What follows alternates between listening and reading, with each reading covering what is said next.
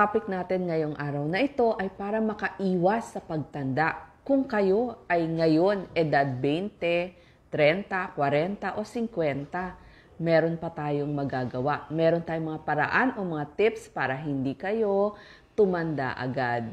So ito po yung mga gagawin ninyo.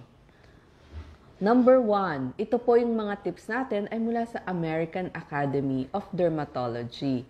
So number 1, marahang paghilamos gamit ang mild na sabon. So kung bibili kayo ng sabon para sa mukha at sa katawan, isahin nyo na lang po, pili kayo ng mild. Tapos gamit lang po ang inyong mga daliri. Kasi po, yung inyong mga daliri ay mas malambot. Huwag na ho kayong gumamit ng mga bimpo, tuwalya kasi masyado huyang magaspang para sa inyong kutis. So, dapat mga marahan lamang paghilamos. Number 2, sunglass. Kasi po, yung sunglass, para maiwasan yung pagkunot ng noo, tsaka dun sa pagitan ng inyong kilay. So, ayaw mo magkaroon ng linya dyan. So, magsusuot tayo ng sunglass na may sun protection factor din para hindi magkaroon ng mga linya sa ating noo. Number 3, ito ang pinaka-importante sa lahat na inyong babantayan, protection mula sa araw. So, kailangan lagi tayong nagsa-sunscreen o nagsa-sunblock. Minimum SPF, sun protection factor, 30 pataas. Meron na nga ho hanggang 50 ngayon. Pili na lang kayo ng... Actually, hindi naman talaga sila malagkit eh. Maganda din yan para sa mga pekas. Tapos, tulungan nyo na rin ang pagsuot ng mga sombrero, long sleeves, payong na dark, para iwas sa araw. Araw talaga ang nagkukos ng ating mga wrinkles. Alam nyo po ba yung mga damit ngayon, meron na rin tinatawag na UPF, Ultraviolet Protection Factor. Tapos, kung naglagay kayo ng sunblock at sobrang init, pwede ho kayong maglagay kada 2 oras. Uulit-ulitin ninyo. Number 4, ito, isa din, di ba? Number 3, sabi ko, sunblock. Number 4, importante, moisturizer. Kailangan niyo po ng moisturizer, ng lotion, ng bath oil, lalo na pagkatapos maghilamos at pagkatapos maligo. Habang malambot pa yung inyong kutis para ma-absorb niya yung inyong nilagay na moisturizer. Huwag hong kalilimutan, ilagay ito sa inyong muka at kasama ang inyong leeg, kasama rin ho ang inyong mga kamay. Hindi ba yan yung madalas mangulubot? Ayaw nating mangulubot ang mga yan. Tapos, gayon din ang buong katawan.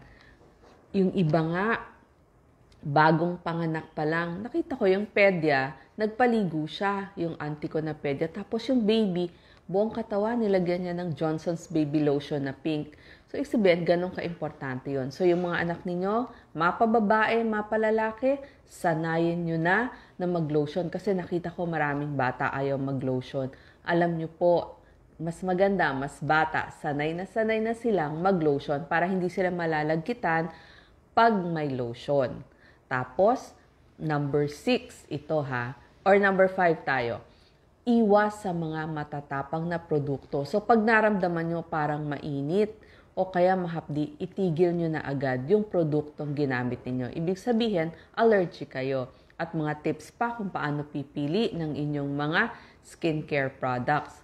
Bukod nga po, yung pinaka-importante, sunscreen at saka yung ating yung sunscreen tsaka yung ating moisturizer. So, yan yung mga importante, no? Para hindi mahalata yung mga linya. Kasi di ba ayaw natin na, di ba pag titingin tayo sa salamin, alam nyo kailangan meron kayong salamin na medyo yung 2 times or 3 times, doon yung makikita yung mga linya na nagkakaroon. So, paano pipili? Ito po, sunscreen, moisturizer, importante para sa linya. Tapos, ibagay nyo sa kind ng inyong balat. So, kailangan, tignan nyo, oily ba ang balat nyo? Laging tuyo, dry, sensitive, lalo na yung mga laging may eczema o yung laging may kati-kati. So, ano yung mga pipiliin nyo pag pumunta kayo dun sa botika o dun kahit sa grocery? mas magaganda yung pong hypoallergenic. Sabihin, hindi kayo gaano mag-allergy. Non-comedogenic para hindi kayo magkaroon ng mga pimples o ng acne.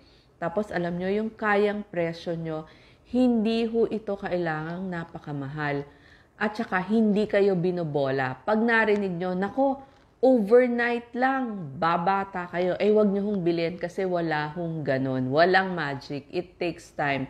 So, para kapani-paniwala yung inyong binili, kailangan yung kayang presyo at saka hindi ng bobola.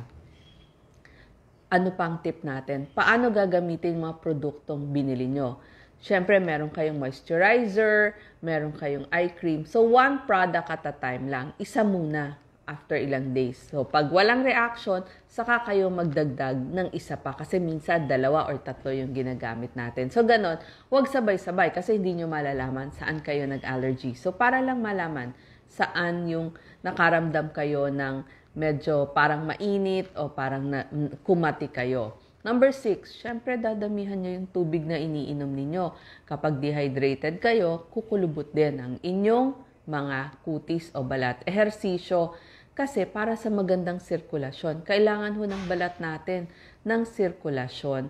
Tapos tamang timbang, syempre para hindi ho tayo magkaroon ng mga stretch marks. Kasi pag tumaba, pumayat, tumaba, stretch marks ang labas, hindi na ho nabubura yan. Tapos pakita nyo na malakas kayo, kaya kayo mag-exercise. Kung uugod-ugod tayo, hindi tayo makagalaw, mahihirapan ho tayo. Tapos posture, hindi ba nakita nyo, yun, may mga nakita ho ako, 80 years old, 85 years old, ang ganda pa, diretsong-diretso. So, hindi nyo mahahalata ano yung edad nila because talagang yung tindig nila ay maganda pa din. Tapos yung dami ng kinakain at uri ng kinakain natin. Tuturo din natin ano ang inyong mga kakainin. Number 7, yung inyong stress. Kailangan ayusin yung dahilan ng inyong problema kung pwedeng magkaroon ng solusyon. Tulog na madami. Kasi kapag kulang tayo sa tulog, talagang mangingitim ang ilalim ng inyong mata at makikita yan. Tamang pagkain. Gusto natin yung mga pagkain mayaman sa mga antioxidant. So ituturo natin yan mamaya. Ano yung mga pagkain makakatulong sa inyong mga balat. Tapos number 9, hindi kailangang mahal. Titignan nyo, may mga brands dun sa tindahan, sa botika, sa supermarket, meron ho mga nakasashay, kasi depende ho yan sa ating budget. So kahit ho nakasashay yan, basta lagi nyong ginagamit, okay po yan. Any brands na local, pwede. Olay, Myra, Ponds, lahat ho yan pwede. CeraVe, kung nasa abroad kayo, hindi ho kailangan yung mga sobrang mamahal. Lahat ho yan maganda. Babasahin nyo lamang. Ituturo ko mamaya ano yung mga pwede ninyong gamitin. At, syempre, huli sa lahat, number 10, piliin nyo yung trabaho ninyo. Kung pwede, hindi gaanong naaarawan. Syempre, mas maganda kung aircon o nasa loob lagi ng isang building o ng isang tahanan para hindi kayo exposed sa araw. Ganon din yung hobbies o yung mga gusto nyong gawin kapag wala kayo sa trabaho. Kung ang gusto nyo, surfing, mountain climbing, syempre, talagang expect nyo na maaarawan kayo dyan. Nakita ko talaga, pag maraming araw, maraming linya. Ito na po ang ating tips. Edad 20.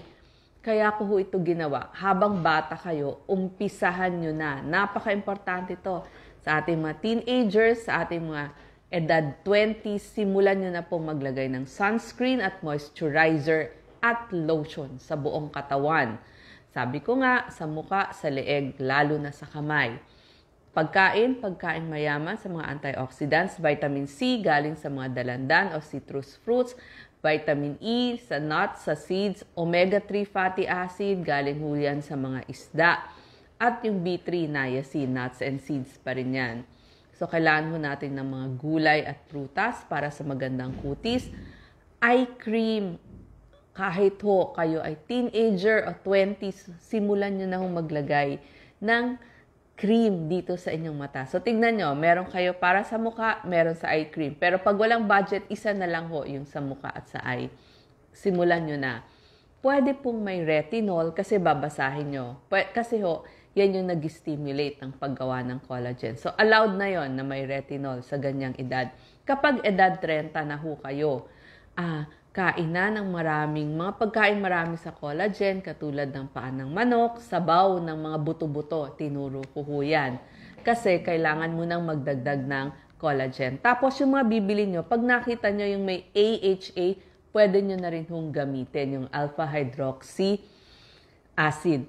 Kailangan na ho yan ng mga edad 30. Pag edad 40, pwede na po, tuloy lang po, di ba? 20s, nag-start na kayo ng retinol. 30s, pwede yung retinol, may yung AHA, alpha-hydroxy acid. Edad 40, okay pa rin po yung retinol, pero pwede na rin may dagdag na glycolic acid, tsaka mga peptides. Tapos dito ho, pag 40s, importante na ho talaga may eye cream na kayo kasi magsisimula na po yung mga linya dito sa inyong, or wrinkles dito sa inyong mata. Edad 50, yes, okay na okay pa ho yan. Kailangan nyo na ho kasi menopausal na kayo. So, mas malalapot na mga lotion, mga oils ang bibili nyo. Kasi very dry na yung skin natin pag ganyang edad. Pwede na ho ang mga malalapot, yung hyaluronic acid, ceramide moisturizers. Pero, wala ng retinol pag 50s kasi very drying ang retinol. So, pwede nang tanggalin yung mga produkto na may retinol. Alam nyo ho, nakakita ko, edad 80s, ang ganda-ganda pa ng kutis niya, ang ganda ng tindig niya, walang kulubot. Yes, kasi masipag siyang gawin ito lahat sa araw-araw. Kahit ho nasa abroad kayo, di ba? Winter, mas kailangan nyo nga ho ng mga moisturizer, ng mga lotion. So, sana po, lagi tayong mukhang bata at any age. Maraming salamat.